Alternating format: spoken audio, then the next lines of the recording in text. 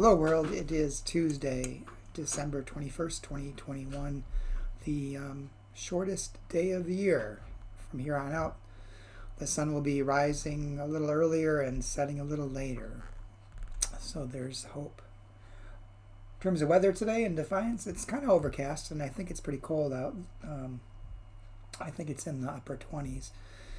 I stayed indoors and did some exercise today.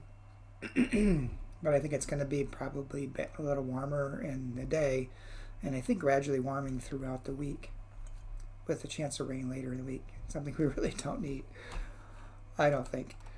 The devotion for today is entitled Faith, and it's written by Kaji Dosha. And Kaji bases the devotion upon Hebrews chapter 11, verse 1, New Revised Standard Version. Now, faith is the assurance of things hoped for, the conviction of things not seen. And then Kaji writes, someone once interpreted the scriptures to teach me, faith is mostly not about you. This was a curious proclamation to me, since I had heard so much, even from Jesus, about ye of little faith. The ones of little faith seemed to doubt the goodness of God, tried to stand in the way of God's progress. I read Jesus' words and wanted to be of big faith instead, so I willed myself to do faith bigly, until I found myself in places of doubt, wondering why God would let certain things happen, until I sat in church and heard the call to confession and realized that I was doing the very things for which we asked forgiveness. My bigly approach to faith was not working. Instead, the faith I needed might be as tiny as, in the words of Jesus, a mustard seed. That was when I understood. Faith belongs to God. Faith is a gift. Faith is grace. It is this thing that connects us to the eternal in moments we could not have summoned on our own. Faith is not something that we will will ourselves to have. It is given to us freely from the one who has everything to give. We do not will ourselves to faith bigly. Meanwhile, the experience of faith is everything but passive. Faith is God's. Hope is ours. Conviction is God's.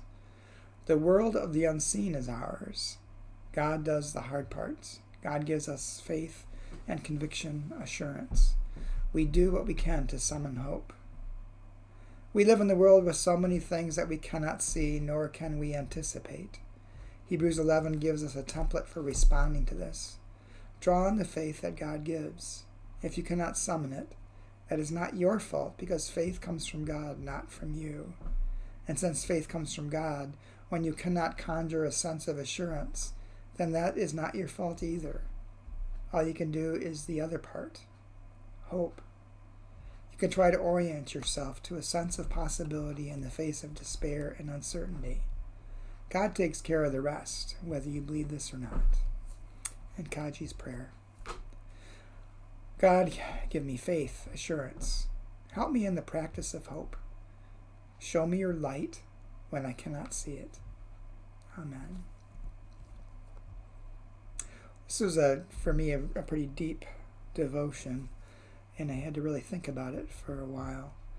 And one of the things that brought to my mind is those moments in our lives, and I think we've all had them, where faith seems the farthest from our mind, that we seem lost in despair, unsure of what to do, and yet there's hope that gets us through it. Whether that hope is something that we find for ourselves, or hope that is brought to us in the presence of another, we get through it. Because we can't make ourselves have faith, or make ourselves believe, or work to physically increase our faith. All we can do is take each day as it comes and have hope for the next, and keep getting through in that way. There's a lot more in this devotion, I think, if you take the time to maybe listen to it again or reread it on the UCC website. And contemplate it and pray over it and look for hope in your life. I hope you have a good day. I will talk to you again tomorrow.